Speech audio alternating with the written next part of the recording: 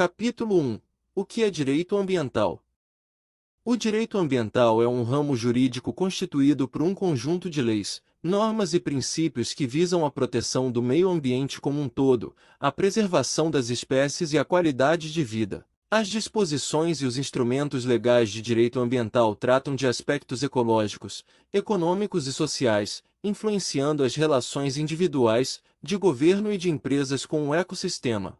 A área de direito ambiental não possui um código ou uma legislação única no Brasil, da mesma forma que encontramos em outros ramos. Ao longo dos anos, as leis ambientais foram se desenvolvendo e se aprimorando, sendo que, atualmente, o ordenamento jurídico brasileiro possui diversas legislações esparsas que regulam o tema. Capítulo 2. Princípios do direito ambiental. Para efetivar a proteção do meio ambiente, o direito ambiental lança mão de vários princípios, os quais estão espalhados em diversas leis. Existem 6 deles que são considerados os mais importantes e conhecidos: o princípio da precaução, da prevenção, do poluidor-pagador, da responsabilidade, do equilíbrio e o democrático. 1. Princípio da precaução.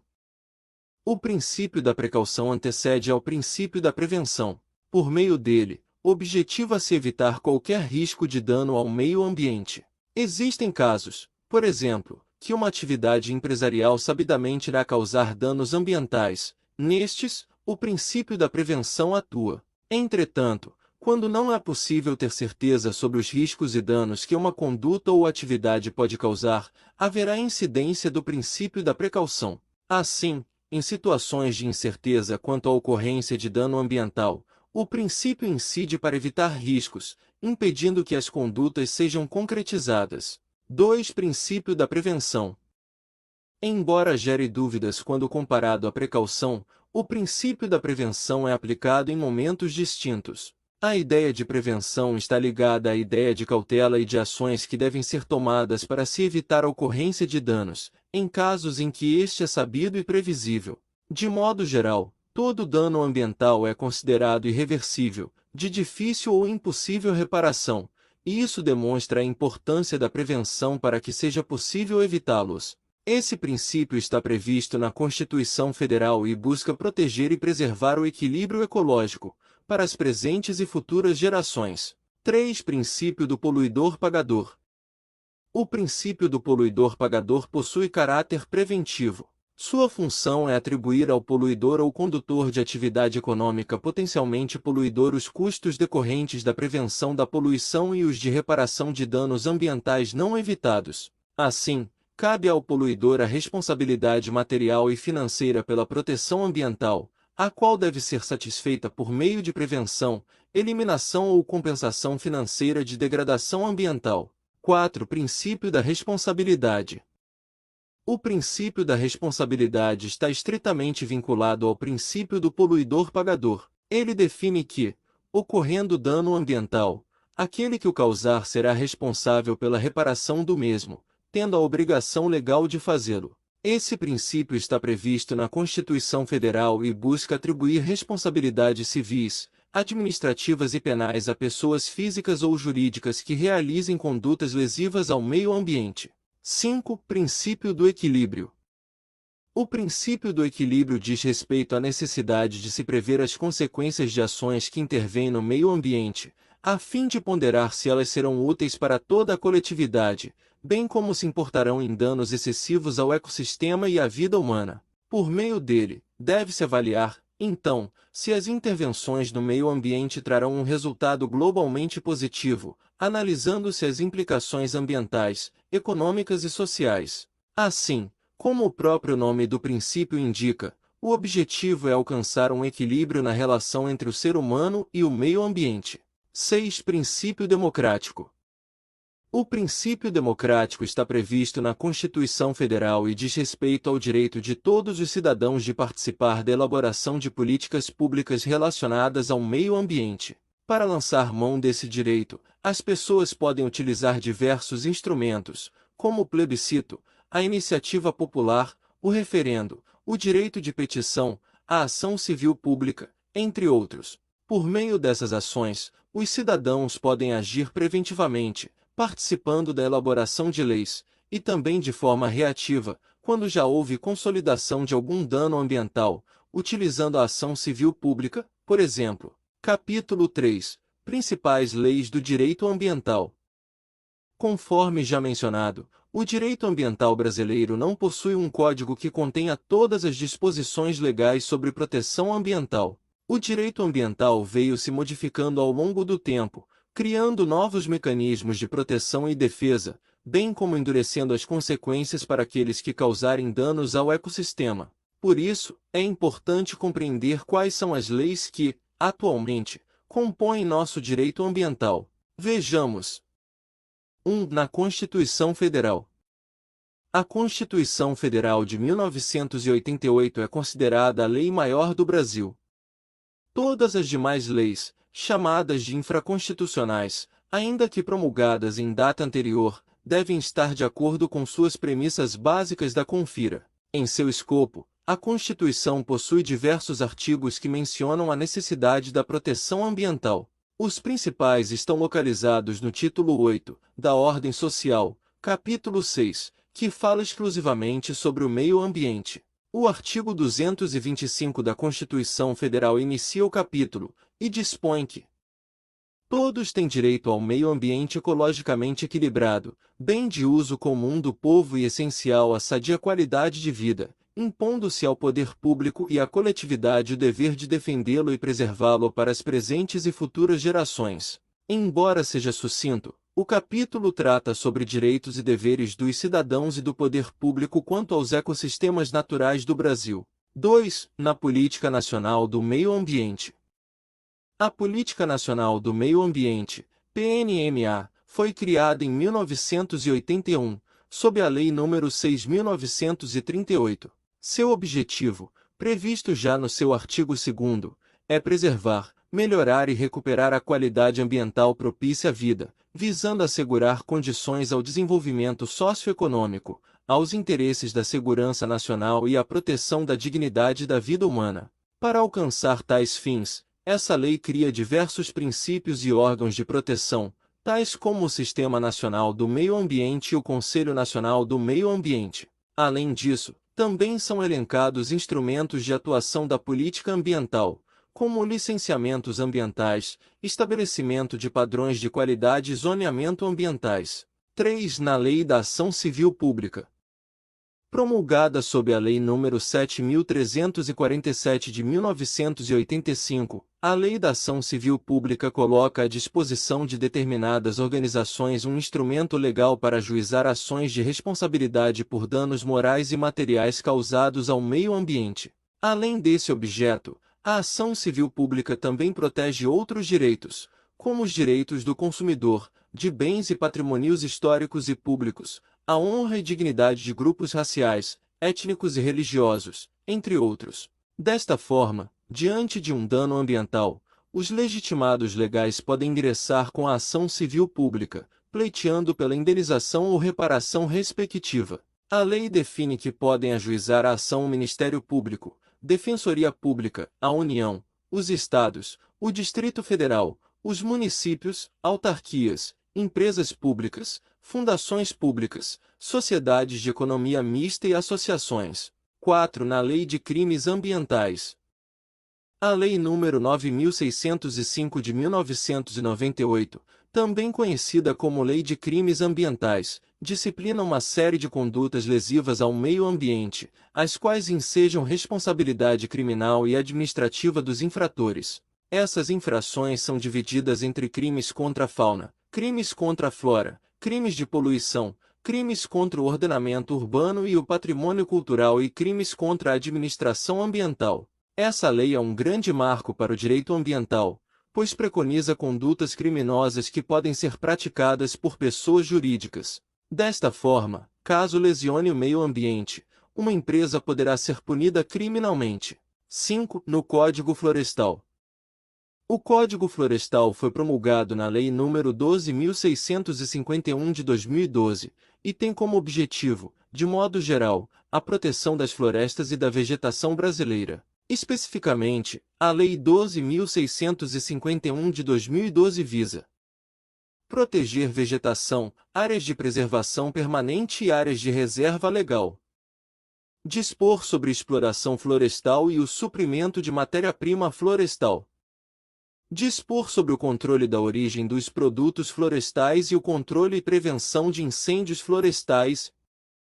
Criar mecanismos econômicos e financeiros para que seja possível alcançar os objetivos da lei. Como se pode imaginar, o Brasil é um país com os mais diversos ecossistemas e recursos naturais, de modo que uma legislação como o Código Florestal se faz extremamente necessária para protegê-los. 6. Na Lei dos Recursos Hídricos.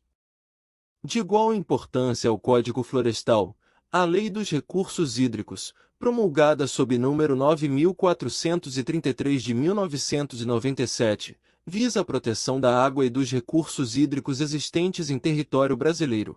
Como premissa básica, essa lei estipula que a água é um bem de domínio público, um recurso natural limitado, dotado de valor econômico, cujo uso e gestão de seus recursos deve sempre proporcionar ao múltiplo uso das águas. Tal como outros diplomas legais, a Lei nº 9433 de 1997 cria novos órgãos de proteção, como o Sistema Nacional de Gerenciamento de Recursos Hídricos, e novos instrumentos de atuação, como o Plano de Recursos Hídricos e o Sistema de Informações sobre Recursos Hídricos. 7. Na Política Nacional de Resíduos Sólidos. A Política Nacional de Resíduos Sólidos, Lei nº 12.305 de 2010, objetiva criar mecanismos para a gestão de resíduos sólidos, como forma de minimizar os impactos da poluição em nosso ecossistema. Desta forma, a lei busca integrar os órgãos públicos e os particulares, por meio de princípios, objetivos, instrumentos, diretrizes, metas e ações que busquem gerenciar, de forma ambientalmente adequada, os resíduos sólidos provenientes das mais variadas atividades. 8. No Estatuto da Terra, Política Agrícola e Lei do Agro. O Estatuto da Terra, promulgado sob a Lei nº 4.504 de 1964, a Política Agrícola, sob a Lei nº 8.171 de 1991, e a Lei do Agro, sob a Lei nº 13.986 de 2020, são leis que se complementam e dispõem sobre a relação do homem, das empresas e dos órgãos públicos com a propriedade rural e agrária. O Estatuto da Terra trata, especificamente, dos direitos e obrigações provenientes de imóveis rurais, para fins de execução da reforma agrária e promoção da política agrícola. Já a Lei da Política Agrícola define os princípios e diretrizes da mencionada política, criando recursos e mecanismos para as atividades agropecuárias, agroindustriais e de planejamento pesqueiro e florestal. Por fim, a Lei do Agro visa facilitar e incentivar o setor agropecuário, por meio de títulos de crédito e garantias que viabilizem as atividades dos produtores rurais e agroindústrias. Capítulo 4. Instrumentos de proteção ambiental de propriedades. Seja um imóvel utilizado para fins residenciais ou econômicos, como o agronegócio, o direito ambiental, em suas legislações, prevê diversos instrumentos que protegem o aspecto ambiental de cada propriedade. A seguir, abordaremos os principais deles. 1. Área de preservação permanente. Dispositivo previsto no Código Florestal estipula diretrizes que caracterizam uma área como de proteção permanente, cuja vegetação deve ser protegida, a fim de se preservar recursos hídricos, estabilidade geológica, a fauna ou a flora. 2. Área de reserva legal. Dispositivo que protege a área localizada no interior de propriedade rural, a fim de assegurar o uso econômico, de modo sustentável, dos recursos naturais do imóvel. 3. Cadastro Ambiental Rural, instrumento que constitui um registro público obrigatório para imóveis rurais, com a finalidade de integrar todas as informações ambientais de propriedades rurais. 4. Programas de regularização ambiental. Programa criado pela União, Estados e Distrito Federal, com o objetivo de adequar as propriedades rurais às leis ambientais. 5. Cota de reserva ambiental. Título nominativo que representa uma área com vegetação nativa, existente ou em processo de recuperação. Capítulo 5. Atuação do advogado no direito ambiental. Com todas as leis que disciplinam a proteção ambiental, é possível perceber a amplitude de atuação que um advogado terá no direito ambiental. Suas atividades poderão ser voltadas para a área consultiva ou contenciosa, abrangendo as esferas civil, administrativa e penal. Assim sendo, o advogado ambiental poderá atuar com 1. Contratos, principalmente aqueles que envolvem propriedades rurais e com áreas de proteção, a fim de resguardar os interesses ambientais e das partes. 2. Processos administrativos, quando tiver sido cometida por pessoa física ou jurídica uma infração punível administrativamente por órgãos ambientais. 3. Processos judiciais, quando envolver ações civis públicas, ações indenizatórias, ações populares, ou denúncias por crimes ambientais. 4. Licenciamentos, alvarás e cadastros legais, a fim de adequar atividades econômicas e propriedades rurais e empresariais às leis ambientais.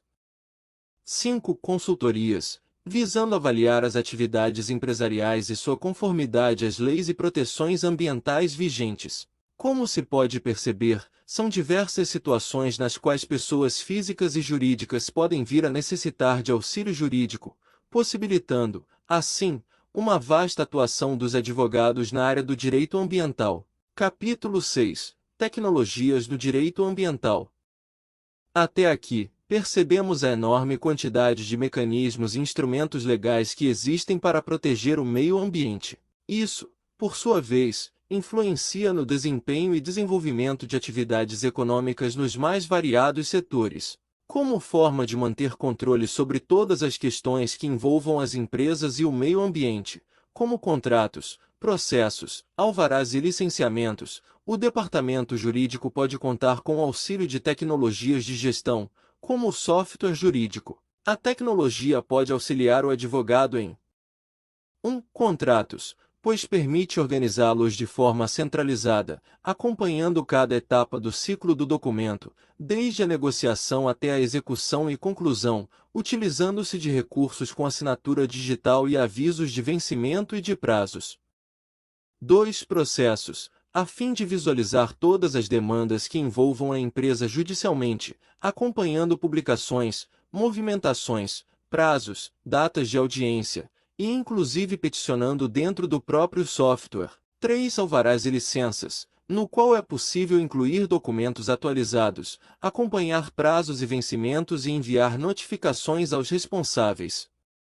4. Gestão imobiliária, a fim de acompanhar todas as propriedades em nome das empresas, utilizadas para as atividades rurais ou com fins ambientais, inclusive incluindo informações referentes a garantias, processos e contratos vinculados a cada ativo imobiliário. 5. Procurações, pois permite centralizar, realizar e fornecer procurações aos responsáveis que atuarão em nome da empresa, seja processos judiciais, administrativos ou para outros fins específicos. Capítulo 7. Considerações finais. O direito ambiental é uma área que tem como objetivo preservar o meio ambiente e as relações dos indivíduos e empresas com ele. Diante da sua extrema importância, surgem para os advogados diversas oportunidades de atuação, seja no contencioso ou consultivo, em escritórios ou em departamentos jurídicos. Por isso, é essencial que o profissional de direito esteja sempre atento às leis e suas inovações, bem como tenha conhecimento dos mecanismos de proteção e seus procedimentos colocados à disposição dos cidadãos. Esperamos que tenha gostado deste curso introdutório de Direito Ambiental. Desejamos a você todo o sucesso do mundo. Agora você pode solicitar o seu certificado se assim o desejar. Até o próximo curso!